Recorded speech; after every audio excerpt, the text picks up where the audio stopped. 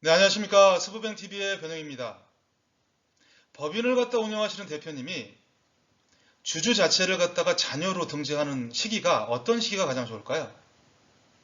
회사가 지속적으로 성장한다는 전제 조건 하에서는 회사 가치가 크지 않았을 때 자녀를 갖다 주주로 등재하는 이런 법인이 좋습니다.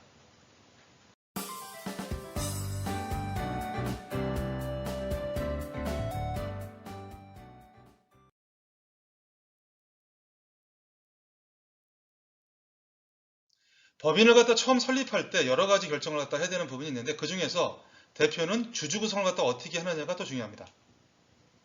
그렇다면 대표님, 현재 주주 구성이 어떻게 되어 있으십니까? 라고 질문을 갖다 했을 때, 또는 상황에 따라 틀리겠지만 사업체의 주주와 임원의 구분은 네, 맞습니다. 주식 보유 여부에 따라서 달라집니다.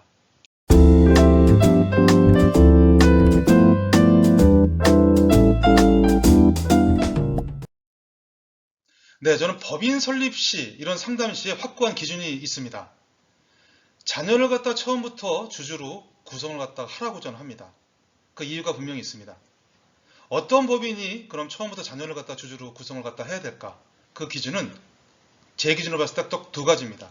첫 번째, 앞으로 외감 이상의 법인이 될 자신이 있다. 그리고 두 번째, 외형이 커지고 나서 그 회사를 갖다가 양도하는 게 아니라 자녀한테 승계를 갖다 해주고 싶다.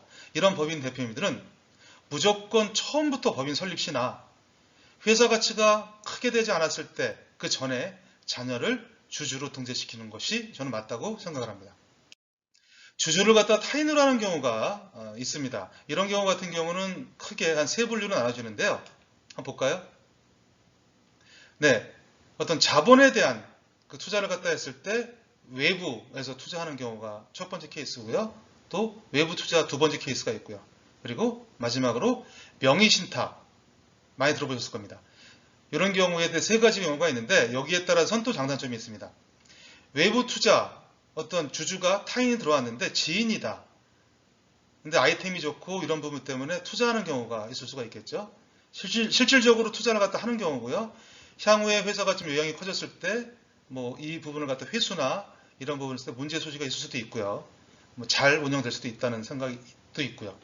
그 두 번째, 맨 밑에 갖다 보시면 외부 투자의 경우인데 정말로 아이템이 좋아서 뭐 투자를 갖다가 받거나 유출받거나 그런 경우입니다.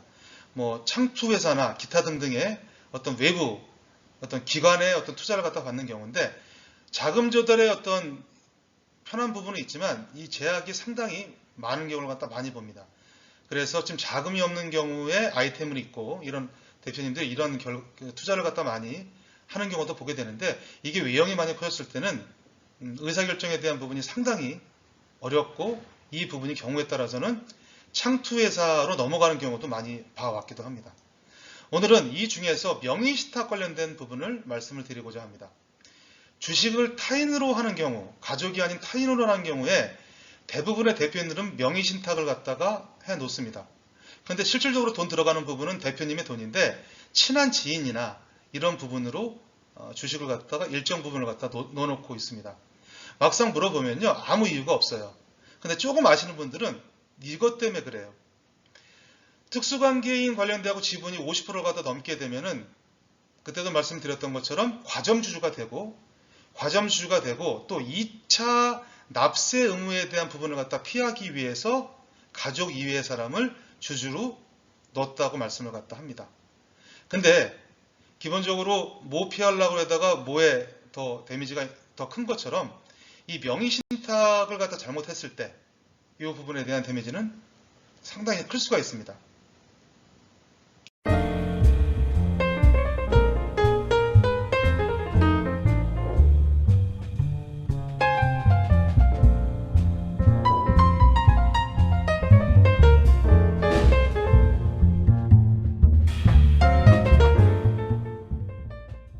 네, 뭐 앞장의 내용을 갖다 약간 더 부연 설명을 갖다 하다 보면 이 내용일 겁니다. 제가 대표님들한테 물어봅니다. 대표님, 여기가 비상장 회사고 외형이 크지도 않은데 왜 주주 자체를 갖다가 가족으로 구성을 갖다 안 하셨습니까? 라고 물어보시면 두 가지 부류가 있습니다. 첫 번째는 잘 몰라서 그냥 뭐 법인 설립하는데 지인이 이렇게 하라고 해서 뭐 그렇게 인 경우가 있고요. 조금 아시는 분들은 앞전에도 말씀드렸던 것처럼 2차 납세의 의무를 갖다 내 가족들한테 주기가 싫다 라고 대답을 갖다 하는 경우가 있습니다. 이 부분은 제가 다음 장에 좀 설명을 드릴 건데요. 또한 이런 경우도 있습니다. 주주 구성을 갖다 하고 싶은데 애가 미성년자여서 주주 구성을 못하니까 안 한다고 얘기하는 대표님도 의외로 많습니다. 결론부터 말씀드리면 그렇지는 않습니다. 저는 신규 신설법인이나 회사 외형 자체가 크지 않은, 그리고 어떤 가치평가에 대한 부분이 크지 않은 그런 법인 같은 경우는 어느 정도 수익이 나기 전에 어떤 주주 구성을 갖다가 그 자녀가 미성년자든 성년이든 상관없이 주주를 갖다 해서 배당을 갖다가 하라고 하는 경우가 많습니다. 네, 지금 현재 명의신탁 중인 주주가 명의신탁 중인 그런 회사가 있을 거고요. 향후에 대표님이 법인을 갖다 설립을 하는데 나는 명의신탁을 갖다가 좀 두겠다. 가족 지분을 갖다가 주주를 구성하지 않겠다.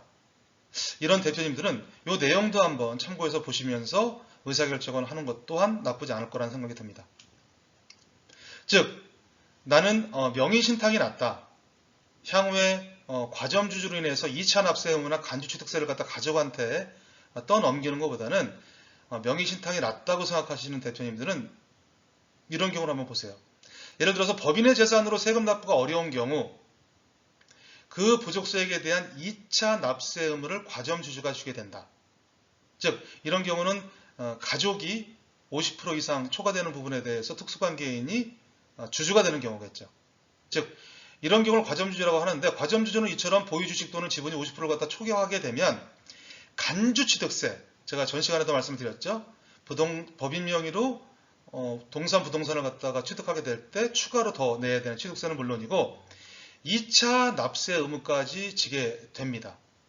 뭐 이런 이유 때문에 가족법인에 있어서 지분 자체를 갖다 가족을 50%를 갖다 넘지 않으려고 한다고 말씀하는 대표님들이 많으신데요. 이런 이유 때문에 명의신탁을 갖다 결정을 했고 그걸 갖다 적용을 했다. 이런 경우에도요. 명의신탁으로 할 경우 과세 당국에서 적발 시에는 상상 이상의 막대한 세금과 각종 가산세 발생 및 세무조사로 이어질 확률도 매우 높습니다. 네, 모든 일이든 상황과 목적에 맞게 계획을 갖다 세워야겠죠. 즉 어떤 법인이 이런 상황입니다. 예를 들어서 회사가 지속적으로 성장이 가능하고 최소한 외감 이상의 외형이 되는 법인을 성장시킬 자신이 있습니다. 그리고 나서 어느 시점 돼가지고 내 자식한테 그 기업을 갖다 물려준다고 했을 때는 저는 이렇게 얘기를 합니다. 처음부터 주주 구성을 회사 외형이 커지기 전에 회사에 대한 어떤 가치평가가 작을 때 주주 구성을 갖다가 가족들한테 하는 게 좋습니다. 가족 중에서도 자녀한테 하세요라고 얘기를 합니다. 법인이 외형이 커지기 전에 물려주는 거랑 커지고 나서 물려주는 거에 대한 비용은요. 하늘과 땅 차이입니다. 그거에 대한 실사례를 갖다가 보여드리도록 하겠습니다. 여기 나와 있는 우리나라 세율 중에 증여, 상속세율이 있습니다. 과세 표준이 1억 이하, 5억, 10억, 30억 이하, 30억 초과에 따라서 30억 초과 같은 경우는 상속 증여세율이 50%입니다. 물론 여기에는 누진공제를 갖다 4억 6천을 갖다 빼주지만 이런 경우를 갖다 볼까요? 처음부터 법인 설립 시에 얼마 안 되는 돈으로 주주로 지분이 됐을 때랑 회사가 가치를 갖다가 30억 정도 됐을 때 자녀 한 명의 그 회사에 대한 어떤 재산, 가액만큼 물려줬을 때에 대한 이 세금 자체가 이렇게 차이가 납니다. 즉 회사가 자본금 5천만 원일 때 성년 자녀한테 물려줬을 때는 그 회사 가치가 5천만 원일 때는 10년당 증여세 자체가 없기 때문에 5천만 원에 대한 세금이 전혀 없습니다. 근데 예를 들어서 가업 승계를 갖다 한 시점, 회사가 많이 성장을 하고 대표님은 나이가 드셔서 자식한테 물려준다고 합니다. 근데 그 회사에 대한 가치평가를 해봤을 때 그 회사가 30억이라고 했을 때 비용 계산 한번 해볼까요? 자녀 입장에서는 30억이라는 가치가 되는 회사를 갖다 물려받을 때 일단 단수한 예로 10억 4천이라는 자금 출처 준비 및 재원 마련이 돼야지 30억이라는 자산을 갖다가, 즉 30억의 주식을 갖다가 가치평가가 되는 그 회사를 갖다 물려받을 수 있다는 내용입니다. 근데 아까도 말씀드렸지만 이 내용 자체가 30억이 되기 전에 처음 시작할 때 그 시점에서 얼마 안 될 때 자식을, 그게 성년이든 미성년이든 주주로 참여를 시키면 나중에 회사가 커나가면서 배당도 하면서 자금 출처에 대한 재원 마련도 같이 준비할 수 있고 이런 부분이 가능한데, 회사가 30억이 아니라 50억, 100억, 200억 정도의 가치라고 가정했을 때는 이 비용 자체가 상당히 늘어납니다. 그래서 제 기준으로 봤을 때 아까 그 두 가지 경우의 법인이라면 처음부터 자녀 명의를 갖다가 주주로 참여를 갖다 시키는 게 저는 맞다고 생각을 합니다. 네, 오늘은 기본적으로 법인 설립 시에 자녀로, 그리고 설립 이후에 회사가 어느 정도 가치가 올라가기 전에 자녀로 주주 구성을 갖다 했을 때 이런 장점에 대한 부분에 대해서 잠깐 말씀을 드렸습니다. 네, 감사합니다. 그리고 좋은 하루 되시고요.